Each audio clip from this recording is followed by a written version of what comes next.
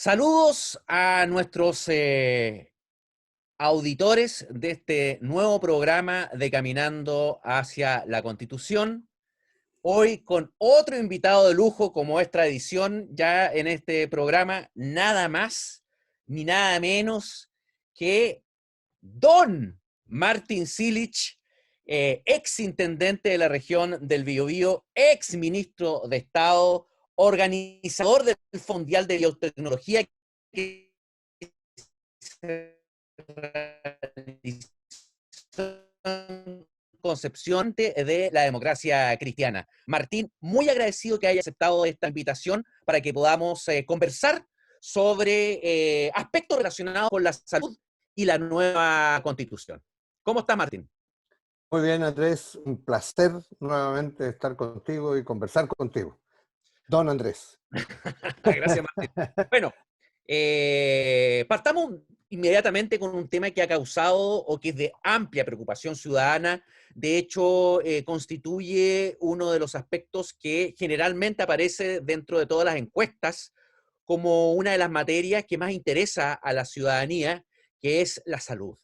La salud que también ha sido reclamada constantemente como un derecho para ser incorporada, no para los efectos de que el Estado pueda satisfacerlo de manera subsidiaria a la empresa privada que se lucre con la salud del ciudadano, sino que constituye un derecho esencial, un derecho respecto del cual el Estado y nosotros como sociedad nos hagamos cargo sin hacer distinciones del tamaño del bolsillo para finalmente determinar la calidad de la atención que recibe una persona en base a aspectos materiales o de poder económico. Martín, ¿cuál es tu visión en torno al desafío de esta nueva constitución y a tu vasta experiencia en materia de formación, ya que tú eres docente en la Universidad de Concepción, también en tu rol de funcionario público y tu intervención en la construcción de políticas públicas en ese sentido y también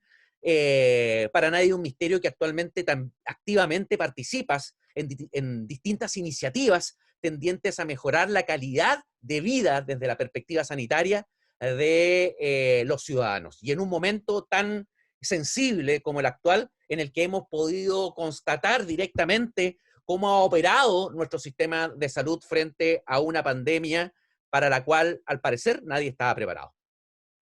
Mira, Andrés, yo creo que la pandemia que ha sido terrible por la cantidad de muertos que tiene a nivel mundial, por la cantidad de pacientes sometidos a estrés brutales cuando se infectan, ha tenido una ventaja que ha mostrado en su profundidad cuáles son las brutales brechas que tenemos hoy día en distintos campos. Y en el tema de la salud, lo que ha mostrado es que hasta ahora hemos tenido una discusión, especialmente en Chile, ideológica. La pregunta que uno se hace es, ¿por qué Canadá? ¿Por qué Canadá? El peo, que tiene prácticamente el mismo sistema económico que tienen los Estados Unidos. Tiene una salud pública, tiene una salud pública en que el Estado garantiza la salud. Tiene una salud pública en que dice, mire, ¿sabe qué, señor? En Canadá no existen los hospitales privados. Señor, usted se va a atender en un hospital público. ¿Por qué? ¿Porque son comunistas, entre comillas? ¿Porque son de extrema izquierda? No, no. Y cuando uno le pregunta a los canadienses, ¿por qué ustedes en salud eligieron esto y no en educación? En educación tiene un sistema distinto. ¿Por qué en salud? Porque pensamos, la respuesta es, porque pensamos en un momento que la salud era muy, muy importante para que fuera regulada por el mercado. Yo creo que la salud no puede ser regulada por el mercado. Y quiero tomar una frase del ministro Mañalich, cuando dijo en un momento determinado de la pandemia, dijo, mire, no está en mi ADN, no está en mi ADN, pero ahora vamos a regular. Y ustedes, señores de las clínicas privadas, no les voy a pedir por favor, no. La orden, tienen que aumentar las camas UCI en las clínicas privadas. Y voy a fijarle los precios que pueden cobrar por hacer un examen de PCR. Y además de eso, ¿no es cierto?, el que va a regular todo el sistema va a ser el Estado. ¿Eso es subsidiario? ¿O eso es comenzar a pensar en una medicina solidaria? Por ejemplo, podemos dar muchos ejemplos, pero cuando miramos el tema, por ejemplo, de la farmacia y de los precios de los fármacos, las personas que nos están escuchando hoy día saben que en Chile un fármaco cuesta 10 veces más que lo que cuesta en París o en Madrid. ¿Por qué? Estamos hablando del mismo fármaco, ¿eh? De la misma fábrica, de la misma farma. Entonces, no puede ser que haya libertad de precio. Aquí es el Estado, ¿no es cierto?, que debe regular la salud.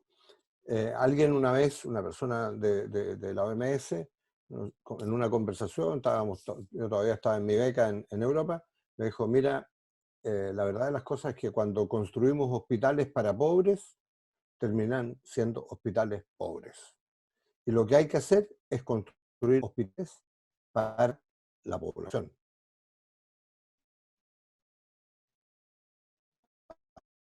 Para la gente, sin importar la plata que tengan, sin importar, ¿no es cierto?, el sistema de seguro o no seguro que tengan. Y en ese sentido, ¿no es cierto?, yo he sostenido siempre que los hospitales, la salud pública, ¿no es cierto?, la salud en general, debiera ser como un hospital como un avión de línea. Si tú quieres ir a Europa, te puedes ir en primera, en clase turística o en normal, o en clase normal. Bueno, un hospital debería ser igual. Si tú tienes plata y quieres estar en una pieza de una cama, pagas más. Si tú quieres estar, ¿no es cierto?, quieres estar como ciudadano porque no tienes recursos, vas a estar en una pieza probablemente compartida con otra persona más. Pero el piloto, el médico va a ser el mismo. Las azafatas, las enfermeras, el personal va a ser siempre el mismo. El avión va a ser exactamente el mismo. El destino va a ser el mismo y el riesgo vital va a ser el mismo. Eso es una salud pública. Eso es una salud pública. Y eso es lo que hoy día estamos intentando hacer un modelo en la región del Biobío para probar que los médicos contratados en dedicación exclusiva, con un contrato de desempeño preciso, con una meta que tengan que cumplir y con una fracción muy limitada de pacientes privados dentro de la institución, es un modelo que permite salir adelante mucho mejor de lo que tenemos hoy día. Martín, para muchos el derecho a la salud constituye junto a otros derechos como la educación, el derecho a la vivienda, el transporte, un prerequisito para que podamos hablar realmente de un sistema democrático. Así es. Porque obviamente para que nosotros podamos participar adecuadamente en la gestión de la vida ciudadana, ejerciendo nuestros derechos y también respondiendo a nuestras responsabilidades, tenemos que evitar estar en condiciones de incertidumbre en términos tales que frente a situaciones de alta complejidad tengamos que estar haciendo rifa para poder sobrevivir. Frente a este contexto, hay quienes señalan que el Estado es un muy mal administrador, y esto tú lo sabes porque es transversal frente a todo tipo de discusiones o debates que se dan en este sentido. Para ti, ¿el Estado puede dar garantías de brindar, no necesariamente una atención de hotelería, porque eso en realidad no es el objetivo propio de la salud? La salud es finalmente lograr que las personas se recuperen de distintas enfermedades a las que nosotros estamos siempre expuestos por ser seres humanos. ¿Tú crees que el Estado está en condiciones para lograr este objetivo? ¿O qué condiciones tienen que darse actualmente para perfeccionar el funcionamiento del Estado para que logre cumplir con lo que tú estás proponiendo en estos momentos? Mira, Yo creo que hay dos o tres ejemplos en salud que muestran que hoy día, a pesar de todos los problemas que tenemos de gestión, el Estado es el que está garantizando la seriedad, la complejidad de la pandemia, el control de ella y la calidad del control de ella. El tema de las vacunas. Cuando comenzamos a hablar de que íbamos a vacunar a la población chilena, ¿no?, para llegar a un 70-80% de cobertura, muchos, ¿no es cierto?, se reían y decían eso es imposible, jamás. ¿No es cierto? Sin embargo, hoy día Chile tiene más porcentaje de población vacunada en el planeta. ¿Eso qué significa? Que la atención primaria de salud, porque no es la atención primaria de las ISAPRES, no es el sector privado el que está vacunando. Aquí el que se ha llevado el peso de la vacunación en Chile ha sido el sector público, la atención primaria de salud. Y a ellos hay que rendirle homenaje. Ese es el primer tema. Segundo tema, ¿por qué cuando pacientes graves de COVID han tenido en nuestra región y personajes importantes, ¿no es cierto?, en nuestra región han tenido problemas, ¿dónde van a dar? A la UCI del Hospital Clínico Regional de Concepción. ¿Es eso una muestra de la eficiencia, sí o no? Sí, es cierto. Es una muestra de la eficiencia. Yo te puedo decir, en el momento que yo tuve un dolor al pecho al lado derecho, al lado derecho, y me hicieron el diagnóstico que tenía un problema coronario, donde me fui a poner un stent. ¿Me fui a una clínica privada o me fui a Santiago o me fui a qué lado? Me fui al Hospital Regional de Concepción. Y tenía todas las posibilidades de irme donde hubiera querido irme. Entonces, el tema, de nuevo, ¿tenemos la capacidad? Sí tenemos la capacidad. ¿La teníamos en el pasado? Sí la teníamos en el pasado. Y en el pasado te quiero recordar que fabricábamos hasta vacunas. Y hoy día no las fabricamos. Y hoy día tenemos que comenzar a discutir, ¿no es cierto?, si realmente vamos a volver a fabricar vacunas o no. Qué buena la acotación que haces tú, Martín, porque está vinculado mucho con el esfuerzo que uno sabe que tú has realizado por la innovación en distintas materias, ¿eh? En materias también de la prevención y de la biotecnología, en términos de lograr abrir los ojos y evitar de que en materia de salud, como muchas otras, seamos un país netamente importador de insumos sin tener la capacidad para agregarle valor a nuestra industria y depender siempre de otros mercados para lograr satisfacer nuestras necesidades. Se vivió también en lo que dice relación con la pandemia, que fue un gran ejemplo en este sentido. Muchos dicen que no tenemos la capacidad instalada y que no somos competitivos para lograr adentrarnos en estas dimensiones. ¿Cuál es tu perspectiva desde ese punto de vista, Martín? Yo creo que tenemos las capacidades y tenemos las competencias. El problema es que tenemos que, primero, creernos el cuento. Segundo, tenemos que invertir más en ciencia y tecnología. Tenemos que decir que con el presidente Lago dijimos que teníamos por ahí por el 0,7% del PIB en I+D+I.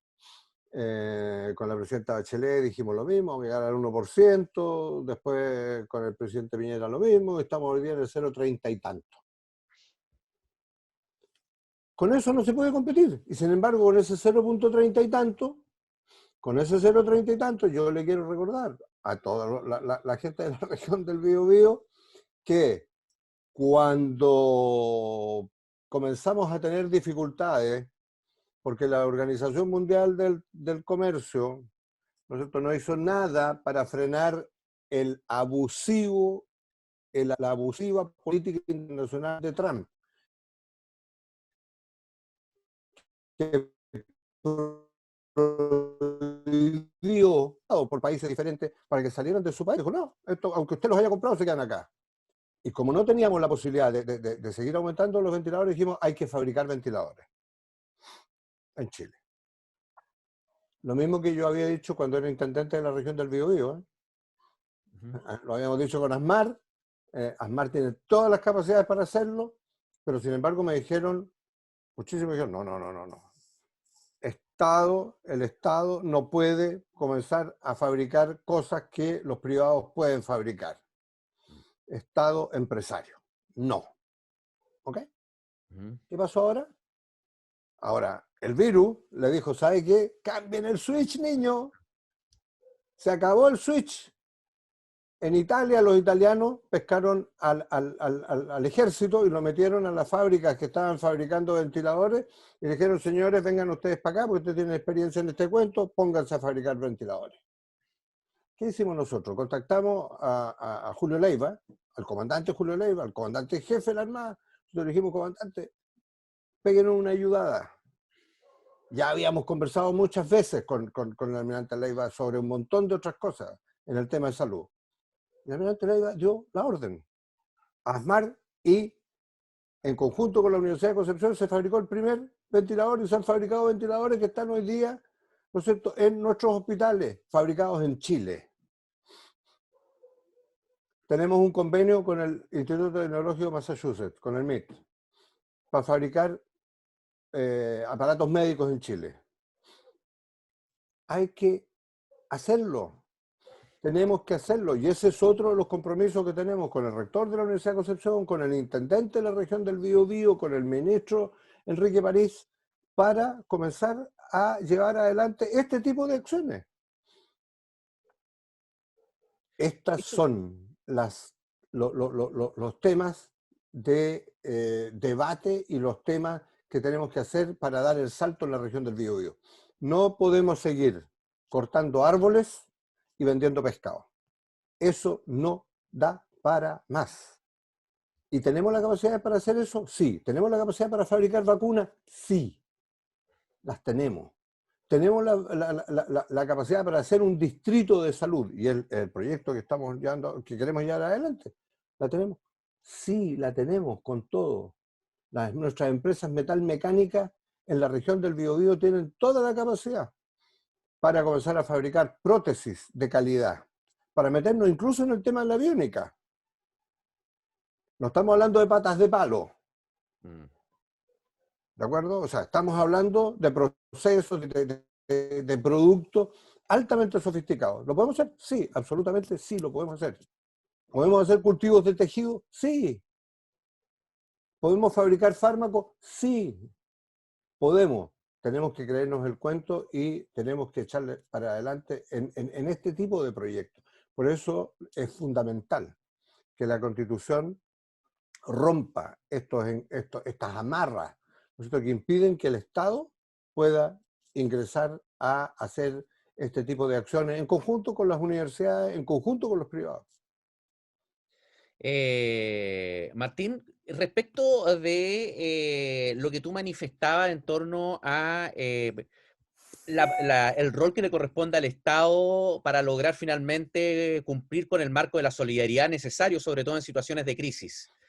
¿Crees que el centralismo ha atentado en contra de un desenvolvimiento de la salud o no ha sido relevante a la hora de poder perfeccionar esta área tan sensible en materia de derechos sociales? Mira, yo creo que aquí hay acciones que tomadas muy descentralizadamente pueden ser catastróficas, especialmente en una pandemia. Hay algunos epidemiólogos que han dicho, por ejemplo, que uno de los problemas serios que tuvo Estados Unidos fue con estas políticas descentralizadas, toma de decisiones descentralizadas, en que no hubo una forma estructurada, orgánica, de todo el país en su conjunto, ¿no es cierto?, para enfrentar la pandemia. Y que eso significó, ¿no es cierto?, que se produjeran barridas, corridas de virus de un estado a otro, etcétera, etcétera, etcétera. Pero sí, lo que yo estoy convencido, ¿no es cierto?, que aquí tenemos que descentralizar para que la gestión sea mucho más eficiente, mucho más eficaz. Un ministerio de salud, como un ministerio de educación, un ministerio de la vivienda, yo creo que debieran ser absolutamente totalmente descentralizado. La normativa general, la visión global, debe hacerla el Estado y debe hacerla el Ministerio a nivel central. Pero las acciones, el día a día, deben hacerla los servicios. Deben hacerla los servicios. Ahora, con lineamientos básicos, etcétera, etcétera, etcétera. Y dentro de cada uno de estos servicios, por supuesto, generar descentralizaciones también, ¿no es cierto?, de las distintas instituciones. Yo, por ejemplo, quiero dar un ejemplo. El Hospital Regional de Concepción con el Servicio de Salud Concepción. Nosotros le hemos llamado el dúo Pimpinela. La pelea constante entre el director del Servicio de Salud y el director del hospital. Porque si tú miras, el director del Servicio de Salud tiene todo el poder, pero el que tiene toda la plata es el director del hospital. El Hospital Regional de Concepción tiene un presupuesto superior al presupuesto del Fondo Nacional de Desarrollo Regional, del FNDA. Si tú le sacas ese presupuesto al director del Servicio de Salud, se quedan paños menores, para no decir otra cosa. Entonces, obvio, ¿qué tenemos que hacer?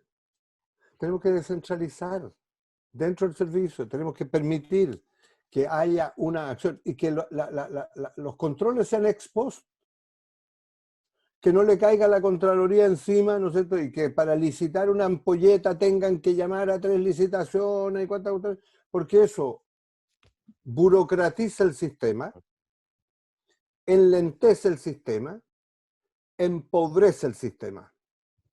Hay que generar, y tú como abogado lo sabes bien, hay que generar todos los marcos para que sea transparente. Hay que generar todos los marcos para que las acciones sean totalmente veraces y honestas, pero que sean eficaces y rápidas, que sean eficientes. Y eso, ahí tenemos un desafío grande. Por eso le hemos planteado al ministro, se lo planteamos desde Mañalich, se lo venimos planteando, y ahora el ministro París lo ha aceptado absolutamente, de hacer un piloto en nuestra región con hospitales con médicos de dedicación exclusiva y convertirlos en verdaderas instancias comunitarias, en verdaderos ecosistemas de salud, donde el sistema no funcione solo con el hospital y la atención primaria de salud aparte, no, una integración, donde al final de cuentas sea el ciudadano el que se empodere, se logre empoderarse para que él sea el sujeto activo de su propia salud, lo que hemos llamado, ¿no es cierto?, la alfabetización en salud. Y que hoy día tú has participado en algunas reuniones, ¿no es cierto? El rector ha estado empujando adelante ese proyecto en el que están varias facultades, está la Facultad de Medicina, Salud, Educación, Derecho, estábamos conversando contigo, Arquitectura y otras, ¿no es cierto?, Humanidades y Arte, para generar estos proyectos. Entonces, en el fondo es cómo vamos cambiando nuestro sistema y cómo vamos empoderando a los ciudadanos. La medicina hoy día es lo que se ha denominado en Estados Unidos la medicina P4, en el fondo las 4P, personalizada, porque cada uno de nosotros tiene un gen, tiene genes distintos a los otros, y por lo tanto es personalizada. Segundo, es predictiva, porque si yo sé lo que me pasa en mi sangre, ¿no es cierto?, y mi fluido, con las proteínas que están dando vuelta, yo puedo predecir lo que te va a pasar. Tercero, si es predictiva, tiene que ser preventiva. Si tú sabes que tienes tales cosas, tales proteínas dando vuelta, y que puede ser eso una enfermedad de Alzheimer o de un cáncer o de cualquier cosa, tienes que hacer tu prevención. Pero para hacer una verdadera prevención, tengo que hacer que la gente participe en su destino, en su salud, en su bienestar. ¿Te das cuenta? Entonces, el tema es cómo integramos los distintos niveles, desde el ciudadano, ¿no?, hasta la complejidad más grande de un hospital. Martín, bueno, a lo que te refieres tú está muy vinculado con la modernización del Estado, la necesaria modernización del Estado para evitar la burocratización excesiva de determinadas materias, sobre todo vinculadas con la administración, que pueden llegar a atender, pueden llegar a afectar finalmente el giro principal, que es la atención de salud. Y el segundo aspecto es no caer en el extremismo, tal vez, de la tradición federalista, para Es, alcanzar un punto medio entre el Estado unitario y el federalismo, que es el regionalismo político como me parece muy iniciativa en bien. torno a que existan pilares esenciales Así que sean es. determinados por parte del Poder Central, pero que sean ejecutados y especificados conforme a las realidades de cada uno de los territorios donde se llega a implementar esto. Hay otro aspecto que yo quería tocar y poner en la mesa, Martín, y que está vinculado con lo que tú que es bastante admirable el trabajo que ha hecho en torno a la integración de distintas disciplinas, porque muchas veces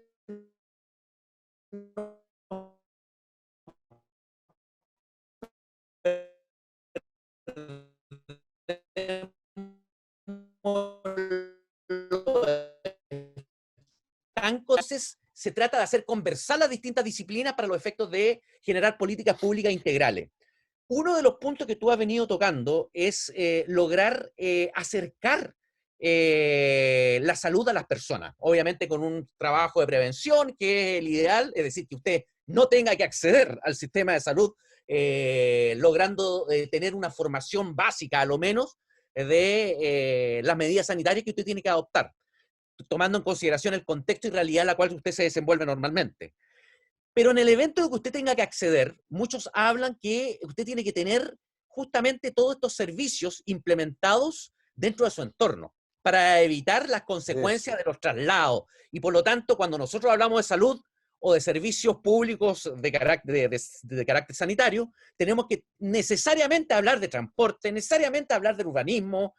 Cuando hablamos del plan regulador, el plan regulador no es netamente una dinámica que finalmente se tiene que desenvolver exclusivamente con las leyes del mercado, sino que tiene que haber una cierta planificación, porque de eso se trata, para que la población tenga acceso a los servicios de salud de carácter primario y más complejo, pero que sean cercanos, para evitar los desplazamientos que actualmente tienen Así que es. verificarse por muchas personas y con todo lo que eso conlleva, en la que finalmente malamente se puede hablar de la satisfacción de un derecho cuando están tan lejanos los servicios que pueden satisfacer estas medidas. ¿Qué opinas tú, Martín, al efecto? Absolutamente. Mira, lo que tenemos claro es que la resolución, la gran resolución de la mayoría de los problemas de salud se hace en la atención primaria y debe hacerse en la atención primaria. Y lo que hay que hacer es poner recursos y capacitación y calidad en la atención primaria, porque ahí es donde obtenemos el mayor retorno, ¿ah? Si tú quieres, desde el punto de vista práctico. Entonces, lo primero es aumentar la resolutividad de la atención primaria. Tenemos que tener buenos consultorios, muy buenos consultorios, con médicos dedicados a eso, con una carrera funcionaria de los médicos en la atención primaria. No puede ser, no puede ser que sigamos mandando médicos recién recibidos a la atención primaria, que están un par de años, después van a hacer su especialización y se van, y vuelven otro y de nuevo. Porque el tema en la atención primaria sobre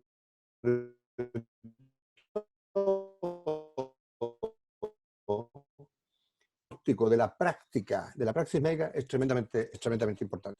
Y los costos de salud son mucho menores si tú tienes médicos de alta experiencia, médicos muy bien formados que están en la atención primaria y que están trabajando allí. Porque el médico recién recibido va a tener la tendencia, ¿no es cierto?, de pedirle 20 exámenes.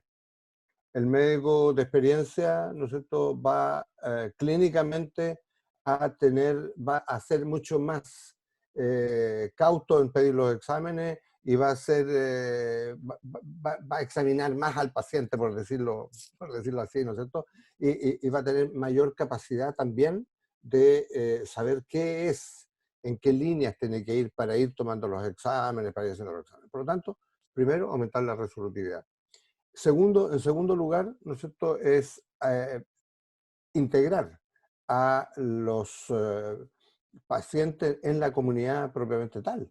Lo que conversábamos recién, el tema de la alfabetización en salud. La alfabetización en salud es ¿qué? Es empoderar al paciente, es entregarle cada vez más capacidad, entregarle cada vez más instrumentos para que él vaya fortaleciendo su propia salud. Entonces, yo creo que donde debemos poner más recursos es en la atención primaria, eso estamos claros. Y en segundo lugar, ir resolviendo escalonadamente la complejidad. Eh, el paciente que es visto en la atención primaria se resuelve su problema, fantástico. El que no se puede resolver va a tener que ir a un hospital probablemente de un orden superior y llegar al final, ¿no es cierto?, si tiene que hacérsele un trasplante o tiene que hacerse una intervención mayor, etcétera, va a llegar a un hospital de alta complejidad. Pero eso debiera ser escalonado. No debiera ser como es hoy día, ¿no es cierto?, en muchas partes donde la gente va directamente al hospital grande, digamos. Nosotros cuando hacíamos los turnos en el hospital regional nos reíamos mucho porque había un síndrome que se llamaba el síndrome de iba yo pasando. Entonces le preguntaba al paciente a las 3 de la mañana, ¿no es cierto? ¿Por qué vino? Bueno, doctor, iba yo pasando y vi luces. Entonces, como vi luces, dije, están atendiendo los compadres. Despierto los doctores. Y entrar, síndrome del iba yo pasando. Eso no puede suceder. Eso no puede suceder. Eso tiene que ser en la comunidad.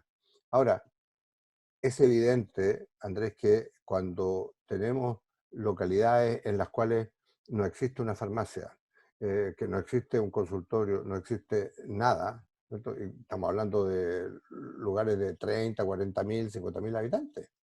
Hay barrios en Concepción donde no hay farmacia. No puede ser. Si no puede ser que en el centro de Concepción estén todas las farmacias apiñadas, para decirlo de una manera coloquial. Tenemos que ser capaces, de gestionar los espacios, es decir, dónde tiene que estar la farmacia, cuántas farmacias tiene que haber por 1.000, por 10.000 habitantes, dónde tienen que estar los colegios. ¿Dónde están los colegios? ¿Dónde está la concentración de los colegios? De repente vemos un colegio particular subvencionado que está pegado a un colegio municipal. Pegado. Santiago, salieron algunos programas de televisión donde había un colegio particular subvencionado pegado a un municipal, separado por unos alambres de púa electrificados. Y el escándalo era la electrificación de los alambres de púa. No, el escándalo no es ese. El escándalo es que hay un particular subvencionado pegado a un municipal. Si lo que Siempre para tenemos el es concepto de mercado, la competencia. obvio, tenemos que planificar el territorio. Es otra la concepción. Sí. Los colegios tienen que estar donde los niños están y todos los colegios tienen que ser de calidad, porque todos los consultorios tienen que ser de calidad. Y a los médicos que mandamos a la atención primaria tenemos que formarlos de tal manera que el joven que eligió atender en la atención primaria siga en la atención primaria y vaya especializándose en la atención primaria y sea una opción de vida la atención primaria. Hoy día, ¿por qué la atención primaria no es una elección de vida? Porque ganan menos plata. ¿Por qué es difícil contar con... Mira, la pandemia lo que ha mostrado. Tenemos poquísimos intensivistas en Chile, especialistas en cuidado intensivo. ¿Por qué? Porque los especialistas en cuidado intensivo no tienen pacientes privados. No tienen pacientes privados afuera. Entonces dicen, pero ¿sabéis qué? Me voy a reventar con un estrés brutal encima y cuánta cosa hay. ¿Y la privada qué? ¿Y cómo hago con el resto? Bueno, lo que tenemos que hacer es pagarles bien a esos médicos, que estén de dedicación exclusiva en esas unidades de cuidado intensivo, que jubilen cuando tienen que jubilar. O sea, tenemos que repensar el sistema de salud chileno en el post-COVID. El COVID nos ha demostrado que tenemos una cantidad enorme de déficit porque no hemos tomado las decisiones de hacer las cosas bien. Mira, hemos tratado de formar especialistas en cuidado intensivo en todo Chile. En la Católica, que tienen un grupo de intensivistas fantástico, algunos de ellos formaban la Católica Lovaina, donde yo me formé, y, y se quedaban, había años en que no tenían concursantes. Mm. En Europa no hay ningún programa de cuidado intensivo que se quede sin intensivista. Entonces, el tema es cómo pongo los incentivos, dónde pongo los incentivos, dónde le doy a las personas capacidades, no solamente de ganar más plata, sino también de Posible, tener una formación, de y un tener reconocimiento por prestigio, parte de la un comunidad reconocimiento, por el trabajo que se etcétera. realiza. Obvio, obvio. Entonces, esos temas son los temas que tenemos que discutir. Hasta ahora hemos discutido solo de plata. Qué increíble, Martín, lo que tú hablas y siempre me remueve el libro de Michael Sandel, La tiranía del mérito, en el que habla justamente de la justicia contributiva, de cómo a las personas se le tiene que valorar en cuánto contribuyen al bien Exacto, común. pero por ¿Ah? supuesto. Y no por las leyes del mercado que finalmente terminan con absurdos en la que un especulador financiero termina ganando 10 veces más que un médico de atención primaria Así cuando es. contribuye mucho menos a la sociedad. Para ir cerrando, Martín, porque ya no queremos abusar más de tu tiempo, don Martín Silich, ex ministro, ex intendente, ex un montón de cosas, médico, ¿qué opinas tú respecto de el funcionamiento de las ISAPRES? ¿Habrá que hacer una reforma profunda al sistema de seguros de salud? Muchos sostienen, que son quienes han estudiado el tema, que inclusive las ISAPRES han pasado colada en toda esta crisis y que las más golpeadas han sido las AFP, cuando existiría un problema en torno a funcionamiento y prestación mucho más profundo en el sistema de ISAPRES que inclusive en el mismo de la AFP, que ya tiene muchos cuestionamientos y que son archiconocidos. ¿Qué opinas aquí? ¿Cuál opinión tienes tú que está inserto en el sistema? Mira, dos cosas. Yo creo, el primer tema que también ha pasado colado es el tema de la integración vertical en salud. Ya, Yo he sostenido desde hace mucho tiempo que en el tiempo del genoma, la integración vertical en salud, es decir, un prestador que es un asegurador a la correcto. vez, Sí. ¿no es cierto?, tiene el manejo de tu genoma. O sea, conoce lo que a ti te puede suceder. Y hoy día echar a andar un genoma, ¿no es cierto?, son 100, $200. Sí, No sencillo. estamos hablando de los 3.000 Sí. millones de dólares que costó el primer genoma humano. No, no, hoy día $100 y punto. Entonces, ¿qué pasa? Un asegurador dice, mire, ¿sabe qué? Córrele un genoma a, señor doctor, usted que mi Empleado. funcionario está Sí. en mi empleado está en tal hospital que es mío, ¿no es cierto? Córrele un genoma. Que cuando venga a pedirme el plan de salud, no, No, po. compañero, no. Tiene predisposición para tal o No, cual pues usted tiene enfermedad. predisposición. 18% tener un Alzheimer, 24% tener un cáncer de colon, 32% tener una, no sé, no. Entonces, su prima va a ser tanto. Eso es una Listo. inmoralidad, digámoslo así. Segundo, en lo técnico, me tocó participar en un debate que participó Vitrán, que es un experto en integración vertical, experto, varias universidades americanas, profesor de varias universidades americanas, etcétera, etcétera, etcétera, ¿no es cierto? Y en un debate con todos los presidentes, con el presidente de las ISAPRE, con varios directivos de ISAPRE, algunos muy cercanos a nosotros de aquí de la región, ¿ya? En Santiago, les dijo, miren, yo voy a hacer todo lo humanamente posible por cambiar el sistema de ISAPRE en Chile. Por un solo tema. Hay una regla, una relación en Estados Unidos entre lo que usted pone en la ISAPRE y lo que la ISAPRE tiene que devolver al sistema. Y ese no puede ser más lo que se queda de la ISAPRE no puede ser más del 10 al 15%. ¿Okay? En Chile es más del 40%, cerca del 50%. O sea, se están llevando para la casa la plata de todos los chilenos que estamos cotizando en las ISAPRES. Es un problema grave, ¿ah? Y creo Por que lo ha estado tanto, absolutamente poco, ha sido percibido de manera bastante superficial. ¿Ah? totalmente superficial. Entonces, yo, mira, en eso estoy absolutamente claro, absolutamente convencido que lo que ha planteado el Colegio Médico, con la Universidad de Chile, con la Escuela de Salud Pública de la Universidad de Chile, de que las ISAPRES sean un asegurador de segundo piso. Tiene que haber un seguro solidario para todos los chilenos y todas las chilenas que sea igual para todos. ¿Ok? Y eso es el seguro nacional. Es un seguro nacional obligatorio. Punto. Y si usted quiere tener ir a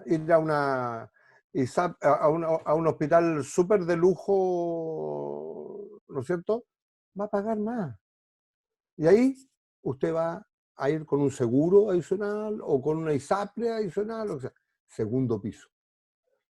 Pero el resto, todos los chilenos tenemos que tener el mismo sistema. Y eso es así en casi todos los países europeos, en casi todos los países europeos. Es así en Canadá, es así en un montón de lados. Por lo tanto, yo creo que hacia allá tenemos que ir. Yo creo que hay que modificar absolutamente el sistema. Mira la cantidad de programas, son miles de programas distintos a lo que te ofrece una ISAPRE. Por favor, si lo que debiera, la ISAPRE debería ofrecerte 10, 12 programas. Decirte, mire, le doy cobertura tanto, copago tanto. Cobertura 100, copago 0, cobertura tanto, copago tanto. Y se acabó. Y poner qué es lo que significa cada uno de esos. 10, 12, 15 planes. Y con esos 10, 12, 15 planes tú vas a ir a negociar con la ISAPRE A, con la ISAPRE B, con la ISAPRE C. Mire, yo quiero el plan 8. ¿Dónde me sale más barato el plan 8? Pero hoy día es imposible que tú puedas negociar, que tú puedas vitrinear, por decirlo entre comillas. Imposible. Son miles las alternativas. Ni con el mejor computador, ni con el Quantum puede llegar, ni con un computador Quantum puede llegar, ¿no es cierto?, a descifrar dónde te conviene estar. Entonces, yo te digo, mira, André, es insostenible lo que tú decías al comienzo, ¿no es cierto?, que en este país, gente que tiene ISAPRE o gente que tiene FONASA, ¿no es cierto?, tengan que estar haciendo tómbola para pagar sus tratamientos. Eso no puede ser. No puede ser. Eso es inmoral. Es inmoral. O práctica es inmoral, además.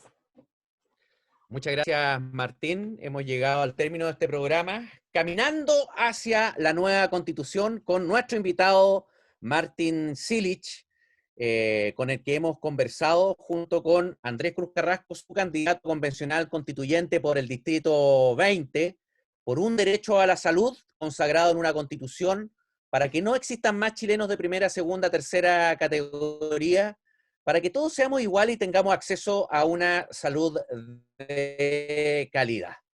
Nos vemos en un próximo programa. Muy agradecido, Martín, de tu buena disposición y ojalá que vayamos transformando y progresando en algo que es tan relevante en materia de derechos fundamentales como es el derecho de todos nosotros a vivir desde el punto de vista sanitario dignamente. Muchas Nos vemos. gracias, don Andrés. Vamos a seguir trabajando porque tenemos una tarea ardua para hacer por delante con estos proyectos que tenemos con el Ministerio, con el Intendente y además con la alfabetización de salud con el rector de la Universidad de Concepción y el decano. Muy bien. Gracias. Nos vemos.